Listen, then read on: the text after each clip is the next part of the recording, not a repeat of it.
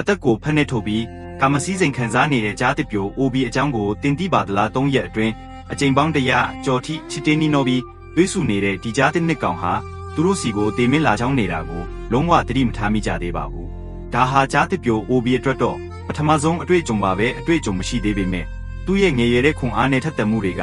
ကြားတစ်မလေးကိုအပြည့်အဝဆွဲဆောင်ထားနိုင်ပါတယ်4ရက်ကျော်သွားတဲ့အထိသူတို့နှစ်ကောင်ဟာရန်နာမဲ့အရေးအယောင်လုံးဝမပြပဲဒီတန်တရားထဲမှာနှမျောနေကြတာပါဒါပေမဲ့ OB တယောက်သူဘလောက်အနေရကြီးတဲ့နေမြေရဲ့ရောက်နေလဲဆိုတာမသိရှာပါဘူးဘာလို့လဲဆိုတော့ဒီနေမြေဟာအရင်ကတည်းကစိုးမိုးထားတဲ့ကြားတစ်ဦးကြီးရဲ့နေမြေဖြစ်နေလို့ပါပဲ OB ဟာအဲ့ဒီအဖိုးကြီးရဲ့တားကောင်ကိုခိုးစားခဲ့ရုံတင်မကပဲအခုဆိုသူ့ရဲ့အဖော်ကိုပါလူယူထားတာပါတကယ်လို့အဖိုးကြီးသာတီးသွားရင်တော့တွေးထွက်တန်ရိုတိုက်ပွဲကြီးဖြစ်ပွားဖို့ကတေချာတလောက်ပါပဲဒါပေမဲ့ OB ကတော့ဒီမဆိုင်ပဲအဲ့ဒီနေမြေထဲမှာပဲဆက်နေပါတယ်အဲ့ဒီအချိန်မှာပဲ OBC ကထွက်နေတဲ့အနက်အသက်တွေကြောင့်ဒုတိယမြောက်မကြားတင်မလေးတစ်ကောင်ထပ်ပြီးရောက်ရှိလာပါတော့တယ်ဒီမကြားတင်မတစ်လေးဟာ OB ရဲ့အနက်နောက်ကိုဆွဲလန်းပြီးရောက်လာတာဖြစ်ပေမဲ့အနားမှာမူလပိုင်ရှင်ရှိနေတာကြောင့်ခြုံပုတ်ထဲကနေရဲ့အခွင့်အရေးကိုချောင်းနေရရှာပါတယ်ဒါပေမဲ့ကန်ဆိုးကျင်တော့သူ့ရဲ့အနှံ့ကြောင့်မူလပိုင်ရှင်မကြားတင်မက